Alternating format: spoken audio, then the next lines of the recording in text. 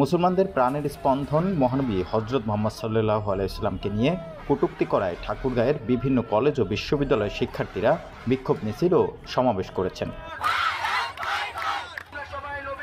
সোমবার দুপুরে সরকারি college, eco college, collectorate public school and college, সরকারি বালক উচ্চ বিদ্যালয় সহ বিভিন্ন বিদ্যালয়ের শিক্ষার্থীরা এই বিক্ষোভ ও সমাবেশ করেন। তারা একটি বিক্ষোভ মিছিল বের করে শহরের প্রধান প্রধান সড়ক প্রদক্ষিণ শেষে ঠাকুরগাঁও চৌরাস্তায় সড়ক অবরোধ করে সমাবেশ করেন। এ সময় তারা ভারতের মহারাষ্ট্রে এক ধর্মীয় সভায় হিন্দু ধর্ম প্রচারক কর্তৃক মুসলমানদের প্রাণের স্পন্দন মহানবী হযরত মুহাম্মদ সাল্লাল্লাহু আলাইহি ওয়াসাল্লামকে নিয়ে কটূক্তি এবং ভারতের উগ্র সাম্প্রদায়িক ক্ষমতাসীন বিজেপি বিধায়ক নীতেশ রানার সমর্থন ও মুসলমানদের মসজিদে প্রবেশ করে হত্যার হুমকির প্রতিবাদ জানান।